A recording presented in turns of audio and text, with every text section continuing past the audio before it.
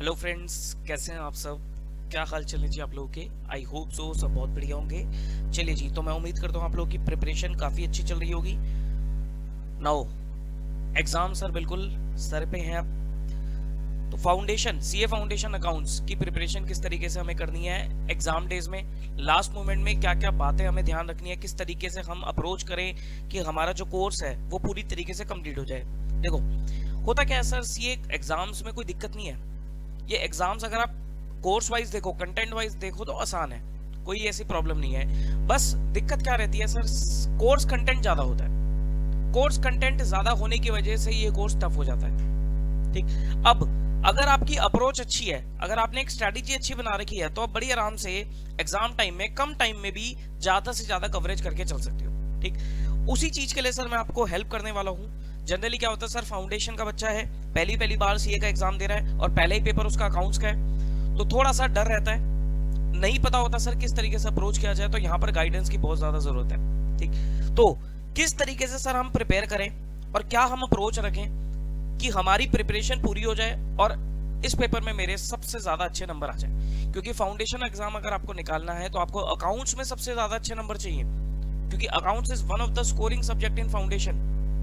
बड़ी आराम से अगर बच्चा ढंग से पढ़ाई करे तो 85 प्लस आराम से नंबर ला सकता है। लेकिन 85 प्लस नंबर लाने के लिए 90 प्लस भी नंबर आते हैं, लेकिन वैसे नंबर लाने के लिए आपकी अप्रोच अच्छी होनी चाहिए, आपको एक स्ट्रेटेजी पता होनी चाहिए। ठीक, कम टाइम में कैसे हम इसको कवर करके चले, क्या क्या चीजें देखें, क्या शेड्यूल रखें, कौन सी चीज पहले करें, ये सारी चीजें बहुत ज्यादा रेलेवेंट हो जाती है। ठीक, अब कुछ बातें भी बताऊंगा, क्या क्या दिक्कतें होती है वो भी मैं आप लोगों को बताऊंगा। तो आइए जी देखते हैं।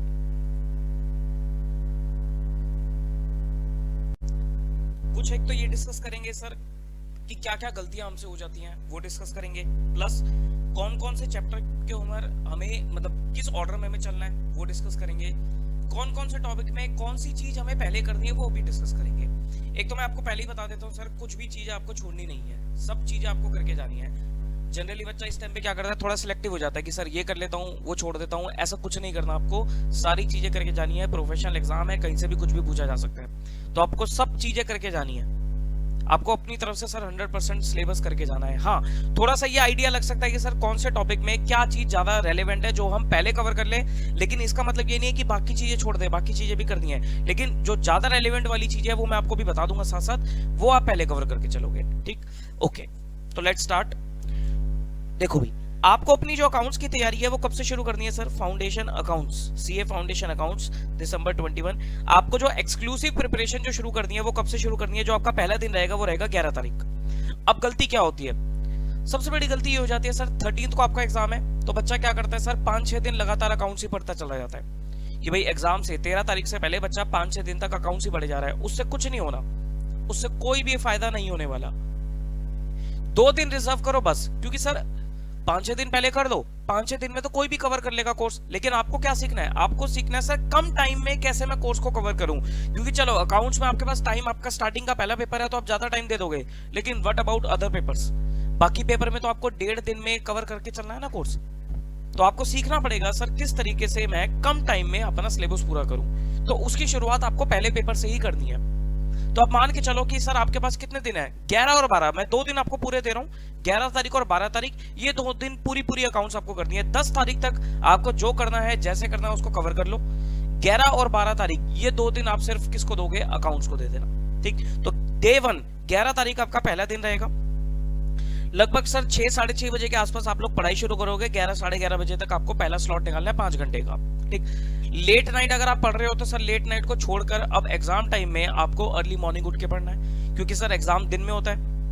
लेट नाइट पढ़ोगे तो वो थोड़ा सा शेड्यूल बिगड़ता चला जाता है ना, आपको रेस्ट मिलेगा प्रॉपर, ना ढंग से पढ़ाई हो पाएगी। तो बेटर रहेगा अर्ली मॉर्निंग उठो और जल्दी उठ के सुबह सुबह चीजों को कवर करो। ठीक, तो सुबह 6-6:30 बजे उठकर 11-11:30 बजे तक आपको 5 घंटे का एक पहला स्लॉट निकालना है। सुबह सुबह उठ के जल्दी पढ़ाई हो सकती है, मैक्सिमम टाइम आप दे सकते हो पढ़ाई को। ठीक, तो 5 घंटे में बीच में 15-20 मिनट का ब्रेक लेकर, जिसमें आप अपना ब्रेकफास्ट वगैरह करके आपको यहाँ पर पहला स्लॉट निकालना है। और इसमें मैंने आपके बहुत इंपॉर्टेंट चैप्टर रखे हैं, share capital, debentures, BRS and depreciation. ये 4 टॉपिक आपको सुबह सुबह कवर करने हैं। देखो, अगर मैं बात करूं शेयर कैपिटल की, तो सर लास्ट टाइम इन्होंने 15 नंबर का एक शेयर कैपिटल का क्वेश्चन पूछा था, लेकिन इस बार मुझे लगता है 15 नहीं 10 नंबर का क्वेश्चन आएगा, जिसमें सर फोर फीचर री इशू वाली आपको एंट्रीज पूछी जाएगी। लास्ट टाइम इन्होंने प्रो राटा वाला क्वेश्चन पूछ लिया था 15 नंबर का, लेकिन इस बार मुझे लगता है four feature and re issue से रिलेटेड वो 4-5 केसेस अलग अलग बनाकर 10 नंबर में पूछ सकता है, ठीक। और लास्ट टाइम इन्होंने डिबेंचर का क्वेश्चन नहीं पूछा था, इस बार सर कंफर्म है डिबेंचर का 5 नंबर का क्वेश्चन आएगा ही आएगा।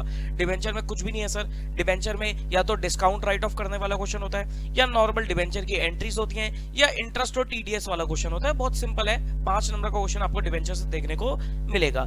थ्योरी भी पूछ ली जाती है डिबेंचर से, तो अच्छे से पढ़ के जाना उसे। तो 15 नंबर आपके यहां पक्के हो गए। बीआरएस, लास्ट टाइम इन्होंने बीआरएस 5 नंबर का एक सिंपल सा क्वेश्चन पूछा था, लेकिन इस बार सर 10 नंबर का क्वेश्चन बीआरएस का आएगा, और सर जहां तक मुझे लगता है अमेंडेड कैश बुक से पूछेगा वो, अमेंडेड कैश बुक का 10 नंबर का क्वेश्चन पूछेगा, तो इसको अच्छे से करके जाना अमेंडेड कैश बुक को, ठीक। डेप्रिसिएशन लास्ट टाइम इन्होंने 4 नंबर का क्वेश्चन पूछा था, तो डेप्रिसिएशन कभी आता है कभी नहीं आता, तो मुझे इस पे थोड़ा सा डाउट है, तो मैंने लगा दिया क्वेश्चन मार्क। मुझे लगता है कि शायद डिबेंचर डेप्रिसिएशन का क्वेश्चन ना पूछे, या फिर ऐसा भी हो सकता है कि सर डेप्रिसिएशन का क्वेश्चन 10 नंबर में पूछ ले, 4 नंबर में तो आने वाला नहीं है, या तो 10 नंबर में पूछ लेगा, लेकिन 10 नंबर में पूछता है तो फ्री के नंबर होते हैं जो बच्चा कवर कर ही लेता है, या फिर वो हो सकता है ना भी पूछे डेप्रिसिएशन, तो इसमें कोई ऐसी बड़ी बात नहीं है। लेकिन स्टिल आपको सुबह सुबह उठते ही शेयर कैपिटल, डिबेंचर्स, बीआरएस और डेप्रिसिएशन, ये 4 टॉपिक कवर करके चलने हैं। ना करते हुए भी सर ये 4 टॉपिक आपके लगभग नहीं तो 25 से 30 नंबर की वेटेज रखते हैं। 25 नंबर तो आप मान के चलो सर, 25 नंबर की वेटेज आपको रखते हैं, एक्सक्लूडिंग ट्रू फॉल्स वगैरह। ट्रू फॉल्स को छोड़ दिया मैंने, वहां से भी अगर पूछ लिया यहाँ पर तो वो अलग चीज है, लेकिन अगर प्रैक्टिकल की बात करी जाए तो लगभग 25 नंबर की वेटेज, 30 नंबर तक की भी वेटेज ये रख सकते हैं। करना क्या है सर, कैसे करना है? कॉन्सेप्ट पढ़ने हैं सबसे पहले आपको। इस टाइम सर कॉन्सेप्ट्स का टाइम है, क्वेश्चंस भले कम करो लेकिन कॉन्सेप्ट पक्के करना। कॉन्सेप्ट्स के साथ आपको आईसीआई का स्टडी मटेरियल जरूर करके जाना है। एग्जाम से पहले आपको सारे क्वेश्चन स्टडी मैट के देख कर जाने हैं, हाथ से सॉल्व नहीं करने, टाइम ही नहीं है, हाथ से सॉल्व क्या करोगे। तो आपको क्या करना है सर, क्वेश्चन देखना है, क्वेश्चन पढ़ना है, अच्छे से दिमाग में बिठाना है सॉल्यूशन कि हाँ इस तरीके से होता है, और अपना सॉल्यूशन एक बार वेरीफाई कर लेना है, फटाफट क्विक तरीके से आपको काम करना है, ज्यादा टाइम आपको खराब नहीं करना है। स्टडी मैट के साथ साथ अगर आपने कुछ क्वेश्चन को मार्क कर रखा है, कुछ इंपॉर्टेंट क्वेश्चंस को मार्क कर रखा है, जैसे जनरली मैं क्लास लेते टाइम अपनी बुक से भी कुछ इंपॉर्टेंट क्वेश्चन मार्क करा देता हूं, अगर वो इंपॉर्टेंट क्वेश्चन है आपको तो वो देख लेना। अगर वो नहीं है आपके पास तो कोई दिक्कत वाली बात नहीं है, पास्ट एग्जाम क्वेश्चन देख लेना, पास्ट एग्जाम क्वेश्चंस देख लेना। पास्ट 3-4 एग्जाम के क्वेश्चन पेपर निकाल लो, सजेस्टेड आंसर निकाल लो, जो मिल जाएंगे आपको आईसीआई की साइट पे, और वो क्वेश्चंस आपको चैप्टर वाइज जरूर देखने हैं, ठीक। अगर आपने थोड़े मार्क कर रखे क्वेश्चन तो बहुत ही अच्छी बात है, आपका टाइम बचेगा। अगर मार्क नहीं कर रखे तो सर आपको पास्ट एग्जाम क्वेश्चन जरूर देखने हैं, ठीक। ये 3 चीज आपको करनी है, कॉन्सेप्ट्स, आईसीआई स्टडी मटेरियल और पास्ट एग्जाम क्वेश्चंस, इतना कवर करना है आपको हर चैप्टर में, ठीक है जी। ओके, तो ये आपने करा सुबह 5 घंटे। उसके बाद आप क्या करोगे सर, 1 घंटे का ब्रेक दे देना। 1 घंटे आप थोड़ा नहाओ धो, खाना वाना खा लो, ब्रेक दे देना, ठीक, रेस्ट कर लेना। फिर आप दोबारा बैठोगे सर 12:30 बजे के आसपास पढ़ने बैठोगे, और 4:30-5 बजे तक या 5:30 बजे तक 4 से लेकर 5 घंटे, 4-5 घंटे के आसपास का आप एक स्लॉट निकालोगे, डिपेंडिंग अपॉन योर जितना आप पढ़ पा रहे हो, जबरदस्ती नहीं करना, जितना आप कर पा रहे हो। यहाँ पर सर मैंने छोटे छोटे चैप्टर्स रखे हैं, क्योंकि ये थोड़ा सा ना लेजी वाला टाइम है। यहाँ पर मैंने छोटे छोटे चैप्टर रखे जो कैलकुलेटिव चैप्टर्स है, ठीक, यहाँ पर आपको मजा आएगा। इसमें हमने कौन कौन सा रखे sir, average due date question confirm आता ही आता है, अकाउंट करंट क्वेश्चन आ ही जाता है सर, मतलब दोनों में से एक क्वेश्चन आपको दिखता है। पिछली बार इन्होंने एवरेज ड्यू डेट पूछा था, तो इस बार मुझे लगता है अकाउंट करंट पूछ लेगा, कई बार दोनों भी पूछ लेता है, ठीक। Sale of goods on approval basis पिछली बार इन्होंने पूछा था, शायद इस बार ना भी पूछे, कोई बड़ी बात नहीं है। Bills of exchange sir definitely आएगा, बिल्स ऑफ एक्सचेंज आएगा ही आएगा क्वेश्चन, पिछली बार नहीं था पेपर में, इस बार मुझे लगता है सर बिल्स ऑफ एक्सचेंज का 5 नंबर का क्वेश्चन आएगा, और अगर वो एकोमोडेशन बिल का क्वेश्चन पूछेगा तो 10 नंबर का पूछेगा, ठीक। तो बिल्स ऑफ एक्सचेंज पक्का करके जाना। एक 4-5 एक स्टडी मैट में क्वेश्चन है आपका, उसमें ना 4-5 अलग अलग एंट्रीज दे रखी हैं, वो भी पूछ सकता है 10 नंबर में, बहुत इंपॉर्टेंट क्वेश्चन है वो, अच्छे से करके जाना उसको, ठीक। 4-5 घंटे में आपके चैप्टर आराम से कवर हो जाएंगे, average due date, account current, sale of goods on approval basis and bills of exchange, ठीक। करना क्या है, कॉन्सेप्ट्स, आईसीआई स्टडी मटेरियल और मार्क्ड क्वेश्चन, नहीं तो पास्ट एग्जाम क्वेश्चन, ये कवर कर लोगे, ठीक। उसके बाद सर आप 5-5:30 बजे आप उठोगे पढ़ के, ये सारे चैप्टर जैसे खत्म हो जाएंगे आप उठ जाओगे, और 7 बजे तक सर आपको क्या करना है, रेस्ट करना है, फिर आपको नहीं पढ़ना। 7 बजे तक आपको बिल्कुल रेस्ट करना है, रिलैक्स करना है, कुछ चीजें अवॉइड करना, सोशल मीडिया अवॉइड करना है एग्जाम टाइम पे, यार दोस्तों से बातें अवॉइड करनी है एग्जाम टाइम पे, टीवी वगैरह अवॉइड करना है एग्जाम टाइम पे, यूट्यूब वगैरह अवॉइड करना है एग्जाम टाइम पे, एक्सेप्ट स्टडी रिलेटेड वीडियोस आप देख सकते हो, कोई मूवीज वगैरह नहीं देखनी है, मतलब वीडियो रिलेटेड चीजें आपको स्टडी के अलावा कुछ नहीं देखना है, ठीक, क्योंकि वो क्या करती हैं, वो चीजें आपको सर टायर कर देंगी, थकान दिलाती हैं, उससे आईज पे स्ट्रेन पड़ता है, आपकी एफिशिएंसी कम हो जाएगी, ठीक, तो समझो इस बात को। तो ये चीजें आपको नहीं करनी है, 7 बजे तक आपको रेस्ट करना है, म्यूजिक सुन लो, वॉक कर लो, फैमिली के साथ बैठ जाओ, अपने साथ टाइम स्पेंड कर लो, बस यही चीजें करनी है और कुछ नहीं करना।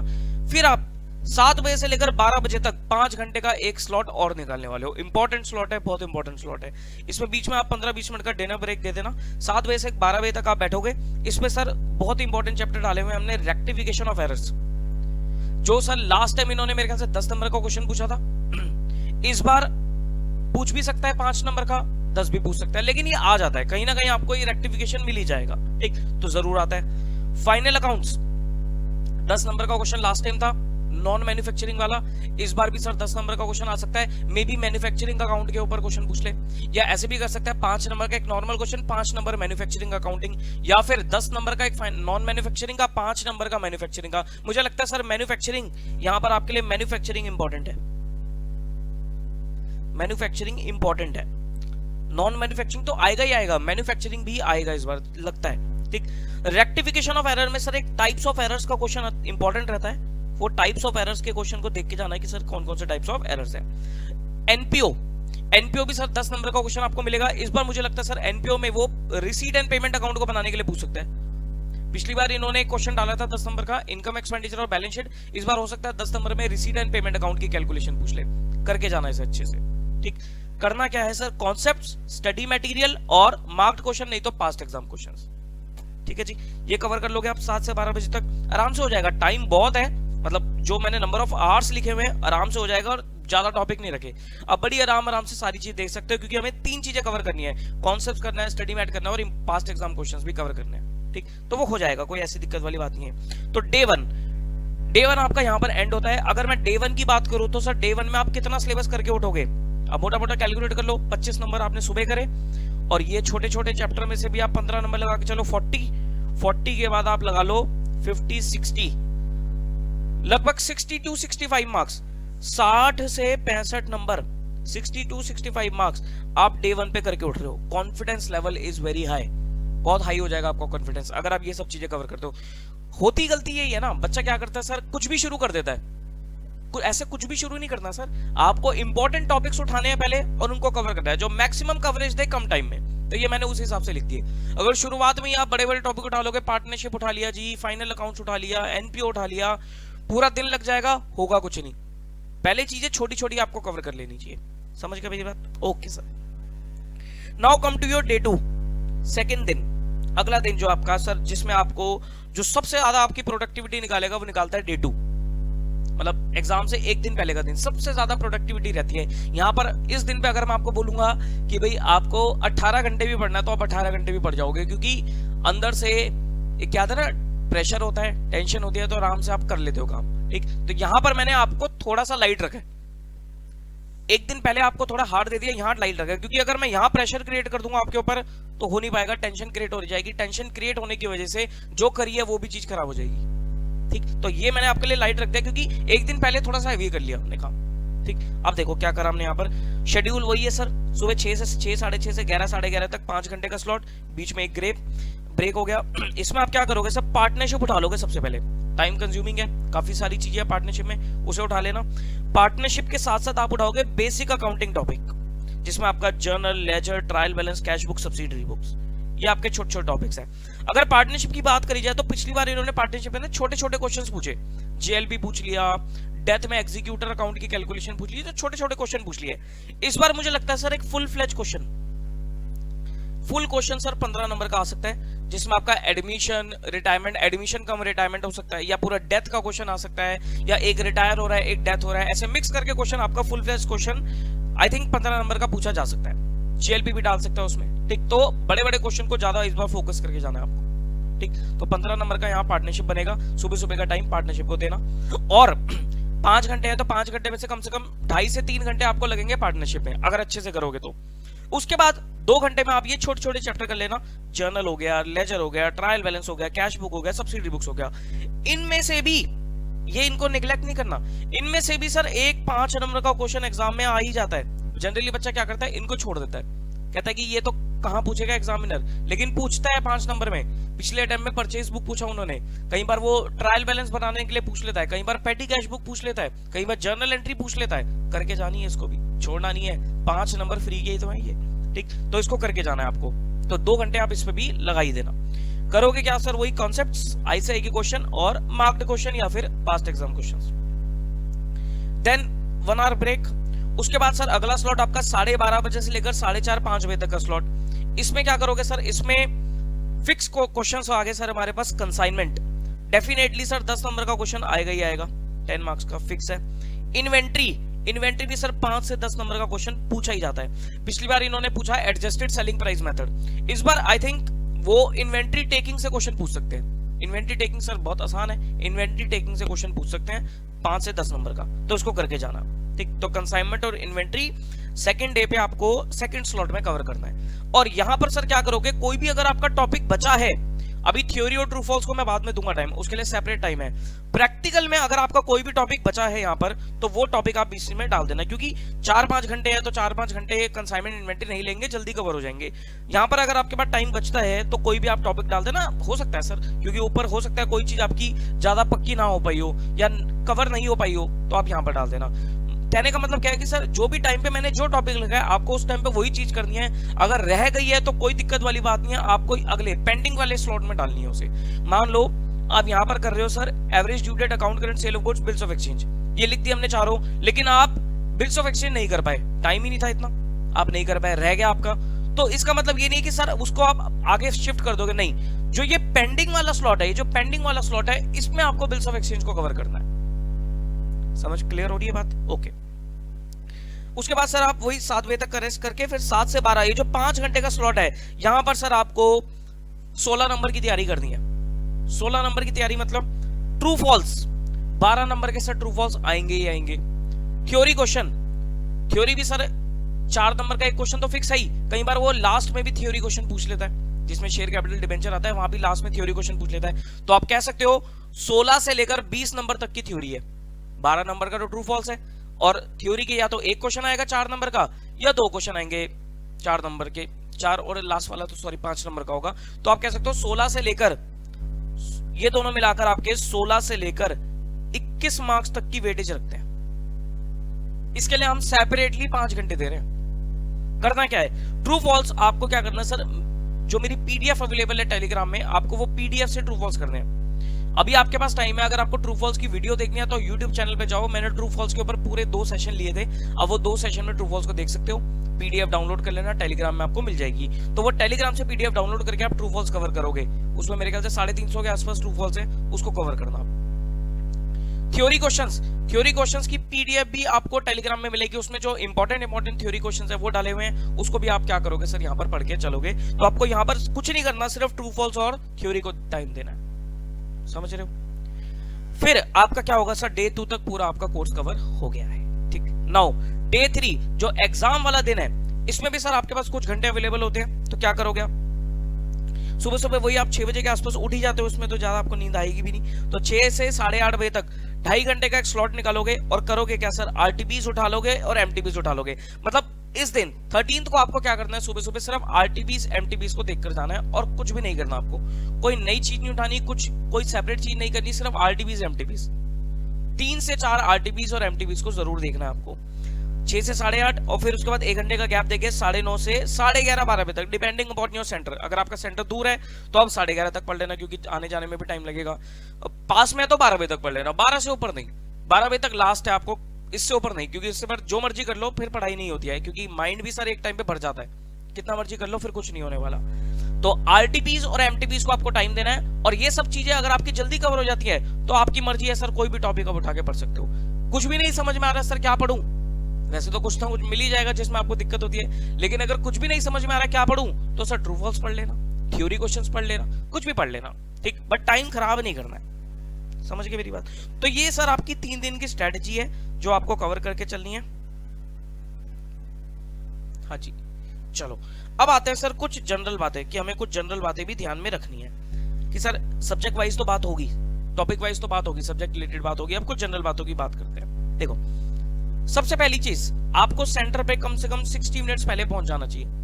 1 घंटा पहले आप कोशिश करना सेंटर पे पहुंचने की, क्योंकि कोविड का टाइम है तो थोड़ा चेकिंग वेकिंग भी होती है, तो टाइम लगता है एंट्री करने में, तो 1 घंटे का मार्जिन लेके चलना है। पहला पेपर है तो ऑब्वियसली आप टाइम पे पहुंचोगे ही पहुंचोगे, जल्दी पहुंचोगे।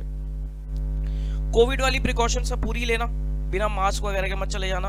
अब तो ये आदत ही पड़ गई है मास्क पहनने की, तो बिना मास्क के कोई जाएगा ही नहीं ऑब्वियसली, तो कोविड की पूरी प्रिकॉशन लेनी है। वैसे भी सर लेनी चाहिए क्योंकि अभी कोविड है।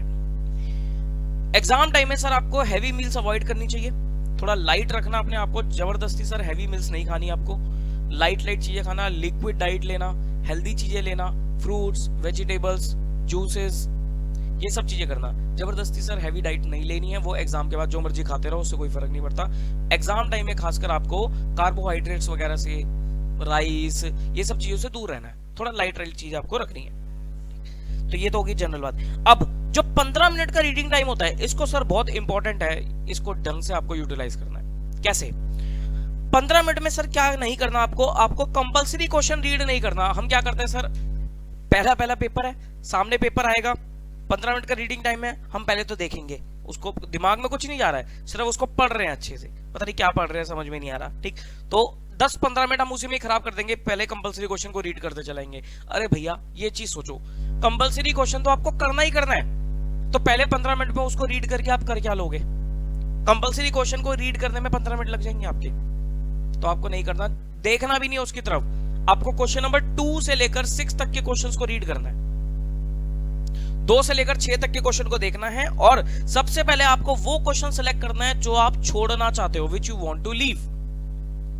पहले वो क्वेश्चन स्किप कर देना, मतलब काटा लगा देना कि आपको कौन सा क्वेश्चन छोड़ना है, क्योंकि ये डिसीजन लेने पड़ेंगे ना आपको 15 मिनट में। और उसके बाद आप क्या करोगे सर, आप एक सीक्वेंस बना लेना कि मेरे को किस सीक्वेंस में क्वेश्चंस करने हैं, क्योंकि ये चीजें क्या करता है बच्चा, क्या करता है पेपर करते करते ये चीजें डिसाइड करता है। पेपर लेंदी होगा, अकाउंट्स का पेपर लेंदी होता है, और वैसे अगर आप इन चीजों में टाइम खराब करोगे तो पेपर पूरा नहीं होगा। बच्चा आके यही कंप्लेंट करता है कि सर मैं तो सिर्फ 80 का कर पाया, मैं 85 का कर पाया, मैं 90 मार्क्स का कर पाया। वो क्यों होता है सर? आप टाइम खराब कर रहे हो, ठीक है ना। तो 15 मिनट को प्रॉपर्ली यूटिलाइज करो, पहले ही डिसाइड कर लो 15 मिनट में कि कौन सा क्वेश्चन छोड़ना है और किस ऑर्डर में मेरे को क्वेश्चंस करने हैं, ठीक। कंपलसरी क्वेश्चन जो होता है आपका, इसको आपको सर बिल्कुल स्टार्टिंग में भी अटेम्प्ट नहीं करना और बिल्कुल एंड में भी मत लेके जाना, बीच में कहीं डाल देना, 1-2 क्वेश्चन के बाद आप डाल देना, ठीक। ये वाला पॉइंट आपके लिए रेलेवेंट नहीं है, एएस नेम इसको छोड़ दो आप।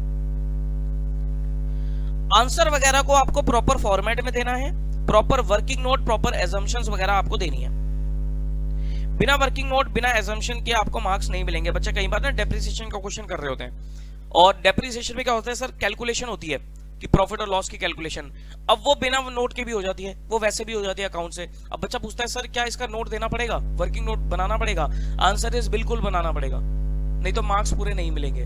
वर्किंग नोट आपको जरूर देना है, हर कैलकुलेशन का वर्किंग नोट आपको देना है। कहीं कुछ एज्यूम कर रहे हो तो उसकी एजम्पशन भी देनी पड़ेगी। जैसे कई बार ना लीप ईयर है, जैसे 2020 के क्वेश्चन वो पूछेगा, अब average due date account current कर रहे हो तो लीप ईयर है 2020 का उन्होंने क्वेश्चन पूछा, तो फेब में 2020 में कितने दिन है सर? 29 डेज है। अब बच्चा 29 भी ले सकता है, 28 भी ले सकता है। कई बार सजेस्टेड आंसर में 28 से लेकर सॉल्व किया होता है, कई बार सजेस्टेड में 29 से लेकर सॉल्व किया होता है। तो आपको सर जो भी ले रहे हो एजम्पशन दे देना, लेकिन क्वेश्चन पेपर को, मतलब क्वेश्चन को ध्यान से पढ़ लेना। कई बार क्वेश्चन में ध्यान से वो स्पेसिफिकली बोल देता है कि आपको इतने दिन एज्यूम करने हैं, कई बार वो क्वेश्चन में बोल देगा कि एक साल में आपको 365 दिन एज्यूम करने हैं, तो फेब में 28 दिन होंगे, ये ध्यान रखना। तो आपको एक एक चीज को ध्यान से पढ़ना है, नहीं तो गड़बड़ी हो जाएगी फिर, ठीक।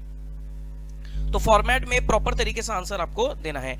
एक चीज और ध्यान रखो, देखो जनरली प्रेजेंटेशन के ऊपर भी बात करते हैं हम। मान लो आप क्वेश्चन कोई भी का आंसर कर रहे हो, इस तरीके से आपकी कुछ आंसर शीट होगी, ठीक। ये आपकी आंसर शीट है, ठीक, ऐसे पोर्ट्रेट से फॉर्म में होगी। आपको सर मार्जिन नहीं होते तो आपको मार्जिन बनाने हैं, दोनों साइड एक मार्जिन बना लेना, क्योंकि कोने कोने से बिल्कुल लिखोगे तो वो बेकार है। थोड़ा सा मार्जिन छोड़ के फिर आप लिखना शुरू करना, तो पहले ही मार्जिन बना लेना। पेन से बनाओ, कोई पेन पेंसिल वगैरह की रिक्वायरमेंट नहीं है स्केल की, पेन से मार्जिन बनाओ। और ऊपर बड़ा बड़ा ये लिखना है आपको कि आप कौन सा क्वेश्चन कर रहे हो। मान लो आप यहाँ पर क्वेश्चन नंबर 2A कर रहे हो, तो लिख देना ऊपर बड़ा बड़ा क्वेश्चन नंबर 2A, ठीक, फिर आप उसको यहां पर सॉल्व करना शुरू करो। ठीक, ऐसे सॉल्व करते रहिए। पेज नंबर 1 है आपका, सॉल्व करते करते आप आगे पेज नंबर 2 पे। ठीक, तो पेज नंबर 2 के आधे पेज, ये पेज नंबर 2 है, यहां पर खत्म हो गया, ये आधे पेज में आपका खत्म हो गया। अब क्या करोगे, अब क्वेश्चन नंबर 2 भी आपको करना है, तो 2 भी आप इसके नीचे मत शुरू करना, आप सेपरेट पेज पे जाना, थर्ड पेज पे जाना। समझे मेरी बात? थर्ड पेज पे लिखोगे क्वेश्चन नंबर 2B। तो कहने का मतलब क्या हुआ, कहने का मतलब ये हुआ सर हर क्वेश्चन नए पेज से शुरू करोगे आप, भले ही स्पेस बचा हो, पहले ही स्पेस बच रहा हो, कोई दिक्कत नहीं है, लेकिन हर क्वेश्चन आपको सेपरेट फ्रेश पेज से स्टार्ट करना है। वो एक अच्छी प्रेजेंटेशन मानी जाती है। तो हर क्वेश्चन को एक अलग पेज पे आप लोग करके चलोगे। बात समझ गए? ओके, नीट एंड क्लीन, साफ सुथरा करना, कटिंग वगैरह को अवॉइड करना। ठीक है जी। और एक गलती क्या होती है, बच्चा क्या करता है, क्वेश्चन नंबर 2A कर लिया, फिर बीच में 3A डाल दिया, फिर बीच में 4C डाल दिया। ऐसे नहीं करना आपको। जो भी क्वेश्चन पिक करोगे पूरा पहले वो सॉल्व होना चाहिए। मतलब 2 के A और B पार्ट है तो 2 का A करा और उसमें आप शफल कर सकते हो। मतलब 2 के A और B है तो 2 में 2B पहले कर दिया, 2A बाद में कर लिया, उससे कोई दिक्कत नहीं है। लेकिन ऐसा ना हो 2A के साथ साथ 3A डाल दिया, 3B डाल दिया, नहीं। आप 2A कर रहे हो, ठीक है, 2A के बाद आपको सर मान लो 2B नहीं आता, 2B में दिक्कत हो रही है या ढंग से समझ में नहीं आ रहा है, तो क्या करोगे सर, 2B के लिए आपको स्पेस छोड़ देनी है। इतना तो पता लग ही जाता है कि कितना स्पेस है, थोड़ा एक्स्ट्रा छोड़ देना। मान लो एक क्वेश्चन आपको लगता है 1.5 पेज कंज्यूम करेगा तो 2 पेज छोड़ देना उसके लिए, ठीक, 3 पेज छोड़ देना, उससे कोई दिक्कत वाली बात नहीं है। तो आपको सीक्वेंस मतलब एक क्वेश्चन पूरा कंप्लीट करना है, फिर आप अगले क्वेश्चन पे मूव करोगे। समझ गए मेरी बात? इस तरीके से आप लोग को काम करना है। ठीक है, उसके बाद सर अपनी स्टेशनरी प्रॉपर लेके जाना। पहला पेपर है, बच्चे गड़बड़ी कर जाते हैं, ध्यान से सुनो। ब्लैक बॉल पेन से पेपर करना है आपको। किससे करना है? ब्लैक बॉल पेन से, ध्यान रहे, ब्लैक बॉल पेन से। ठीक, कैलकुलेटर जरूर ले जाना। अब एक बच्चा क्या था, अब क्या बोलूं, उसको यही नहीं पता था कि कैलकुलेटर है, अलाउड है या नहीं, पता नहीं कैसे, जो भी है आपको सर कैलकुलेटर जरूर लेके जाना है। ब्लैक बॉल पेन और कैलकुलेटर जरूर अपने पास साथ में लेके जाना। वहां पर कुछ नहीं मिलेगा, ये ध्यान रखना, अपनी स्टेशनरी अपने साथ। एडमिट कार्ड जरूर ले जाना भाई साहब। गलती हो जाती है, बच्चा पहला पेपर है, थोड़ा हड़बड़ाहट में, नर्वसनेस में एडमिट कार्ड ही भूल जाता है, तो एडमिट कार्ड जरूर ले जाना।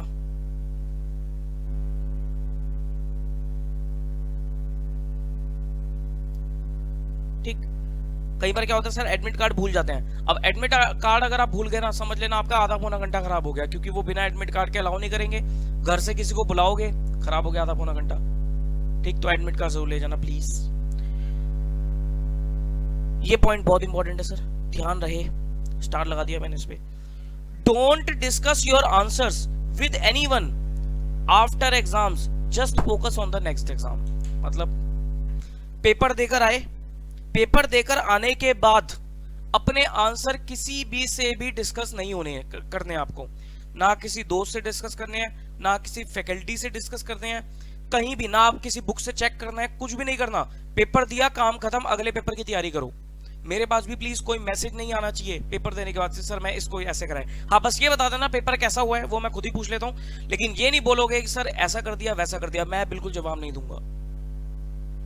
समझो मेरी बात, क्यों इसलिए कहता हूं मैं। अगर मान लो सर आपकी गलती होगी किस चीज में, फिर आप क्या करोगे, अगला भी चेक करोगे। ऐसे करते करते आपको पता लग गया सर कुछ गलतियां होगी, 15-20 नंबर का गलत करा है, टेंशन क्रिएट होगी, ऑब्वियसली होगी। और वो टेंशन जो है वो आपकी लॉ के पेपर में इफेक्ट हो जाएगी, वहां भी पेपर खराब कराओगे। तो पेपर जैसा भी करके है उसको बिल्कुल साइड रख के focus on the next exam.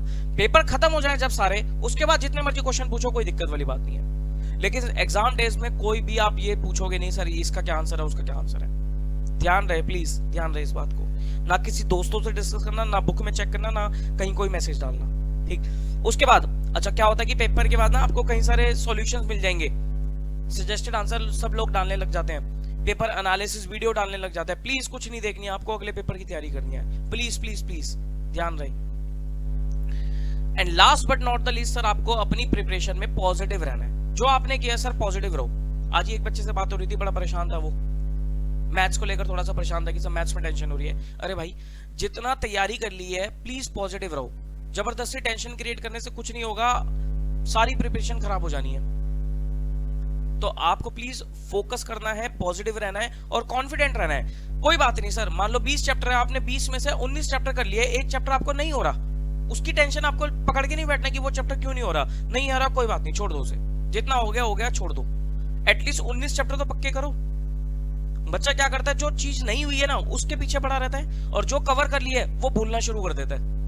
अब ये जो टाइम है आपका, कोई भी नई चीज उठाने का टाइम नहीं है, जो कर लिया उसको पक्का करने का टाइम है, समझ गए? तो प्लीज इस तरीके से आपको अपनी प्रिपरेशन को कवर करके चलना है।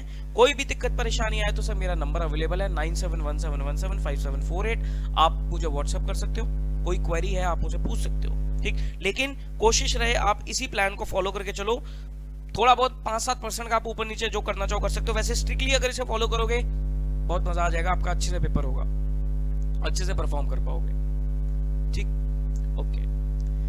और कोई पॉइंट अगर हो तो, मेरे भी माइंड में अब कुछ पॉइंट आ नहीं रहा है वैसे। पेपर प्रेजेंटेशन भी मैंने आपको बता दिया किस तरीके से प्रेजेंट करोगे आप।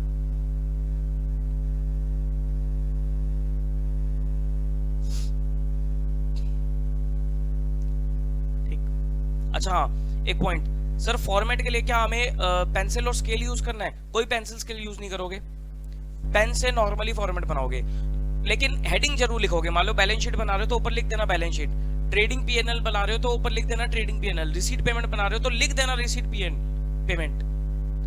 बट पेंसिल स्केल की रिक्वायरमेंट नहीं है, लेकिन फॉर्मेट आपका प्रॉपर होना चाहिए। पेन से बनाओ लेकिन जो बना रहे हो उसको क्लियर लिखना, ये मैंने पॉइंट यहाँ पर भी लिखा है, आपको प्रॉपर फॉर्मेट में आपको आंसर देना। प्रॉपर फॉर्मेट का मतलब ये नहीं है कि आपको पेंसिल स्केल की रिक्वायरमेंट है, नहीं, साफ सुथरा बनाओ, जो कर रहे हो उसको लिख दो ऊपर कि मैं क्या बना रहा हूं, और खुला खुला पेपर करना है, सो दैट एग्जामिनर आपकी बातों को समझ पाए। हैंडराइटिंग मैटर नहीं करती है, थोड़ी बहुत मैटर करते हैं, लेकिन बहुत ज्यादा हैंडराइटिंग का रोल नहीं होता है, ठीक। हैंडराइटिंग आपकी खराब भी है तो कोई दिक्कत वाली बात नहीं है, अगर आप क्लियर पेपर करके आओगे, साफ सुथरा पेपर करके आओगे, नीट एंड क्लीन पेपर करके आओगे, भले आपकी हैंडराइटिंग टेढ़ी मेढ़ी है तो एग्जामिनर आराम से चेक करेगा। कई बार क्या होता है, बच्चों की हैंडराइटिंग भी खराब है और पेपर में भी बहुत घिचपिच है, कटिंग है, तो मजा नहीं आएगा पेपर चेक करने में, फिर एग्जामिनर क्या करेगा, ज्यादा मजे से आपको नंबर देने वाला नहीं है, ये भी ध्यान रखना, ठीक है जी। चलो फिर, तो सर इतनी बातें मुझे आपके साथ डिस्कस करनी थी, आई होप आपको क्लियर हुई होंगी। क्लियर हुई है तो सर वीडियो को आप जरूर लाइक करना, शेयर कर देना वीडियो को, और अच्छे से तैयारी करो, रिलैक्स होकर तैयारी करो, भगवान सब अच्छा करेगा, ठीक। मेरी ब्लेसिंग्स आप लोगों के साथ है, all the very best to you, and अपना ध्यान रखो, एग्जाम टाइम में कोई भी सर कोई बीमार ना पड़े, इस चीज का बेहद ध्यान रखना। All the very best to you, bye bye.